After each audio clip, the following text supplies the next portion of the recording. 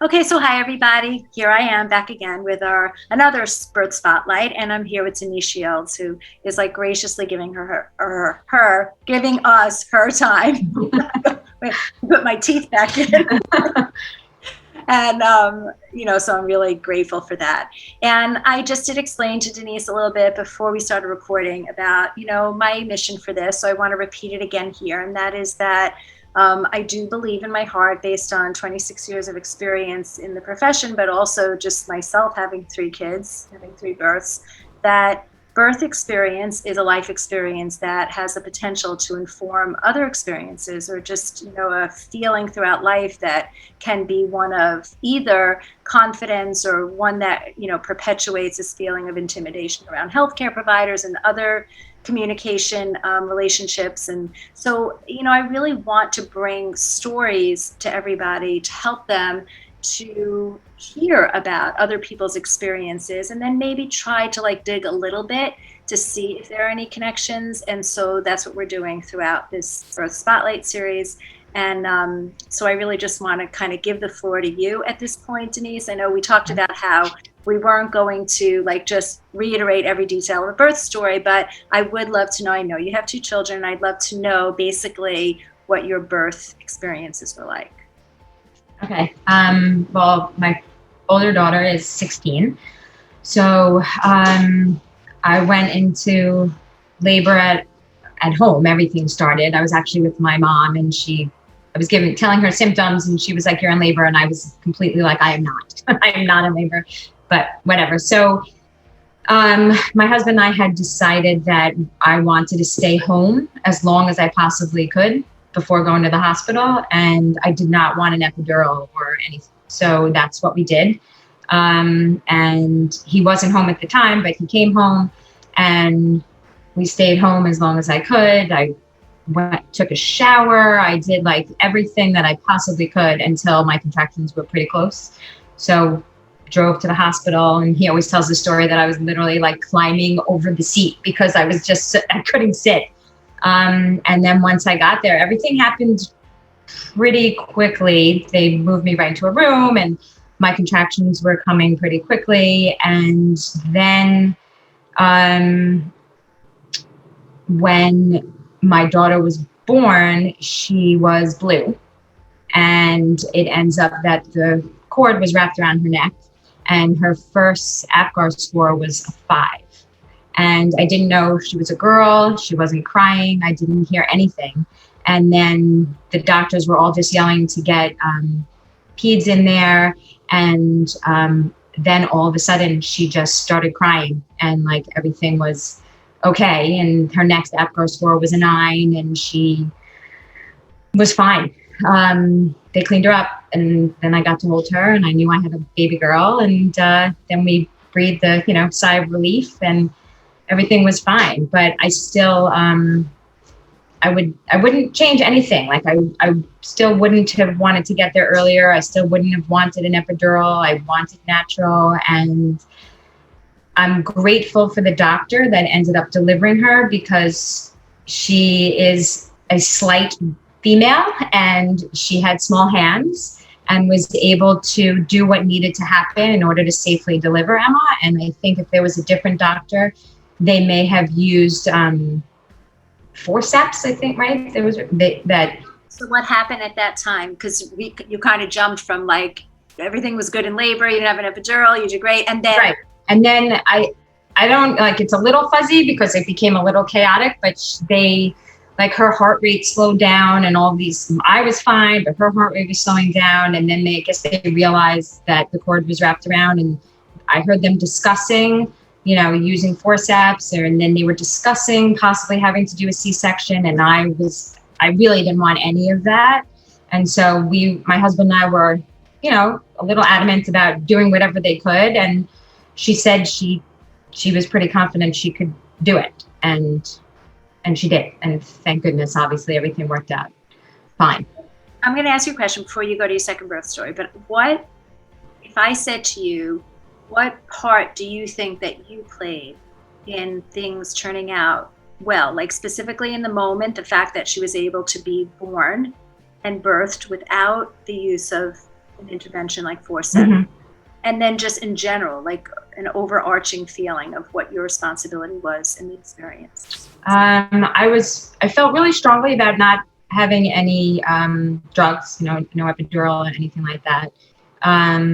And I'm physically strong, and I just felt that I could do what needed to be done, and I trusted the doctor when she said that, she could do it. I felt like if there was no other choice, then they would have just done what needed to be done, but they weren't.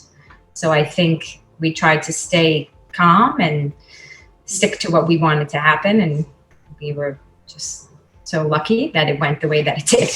Yeah.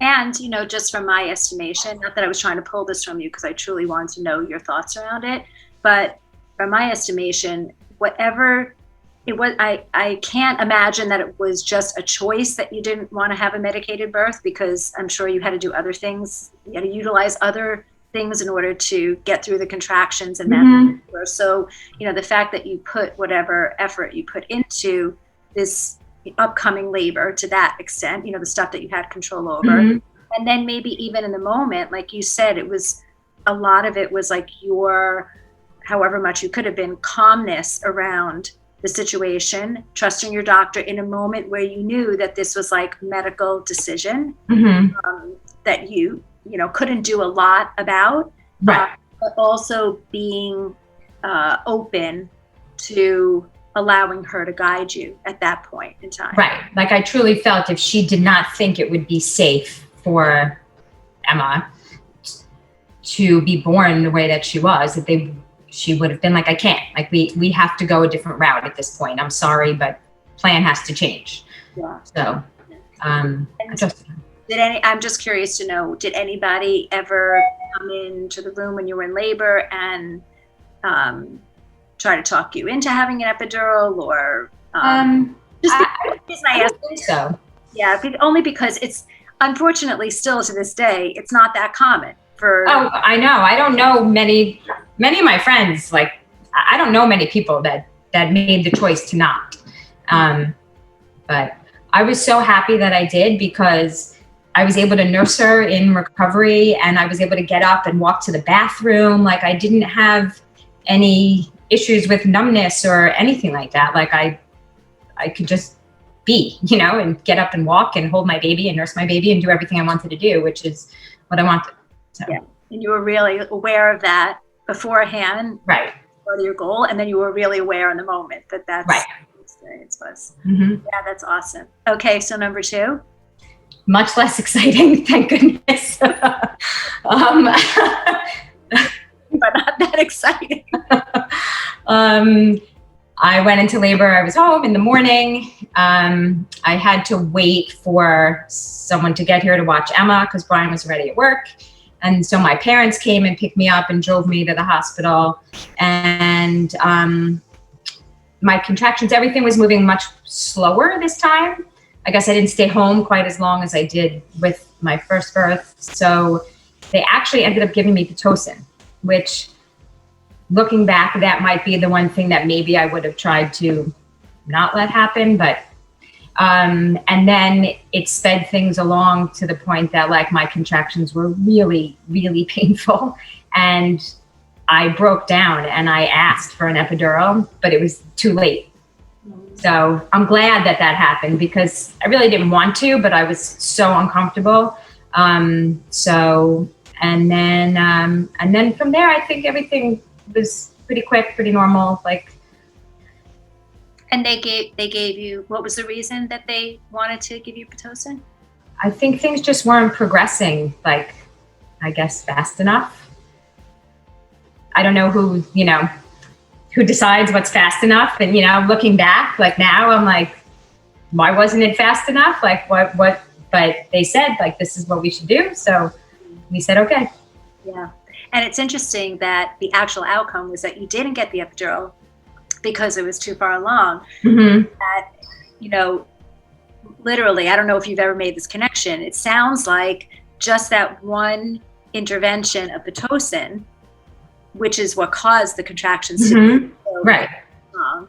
long, could have set off a snowball of other interventions, because if it was earlier in your labor, you might have gotten the epidural and hopefully it would have been totally fine. But, the epidural has risks and, all exactly. So in the end, I was glad that by the time, I held out for a while, and then all of a sudden I was like, I don't think I can do this anymore. And then it was too late. So they were like, no, you can start pushing now. Like, you're not getting anything. Like, let's do this. So, and it was pretty quick. So, well, thankfully for that. Yes.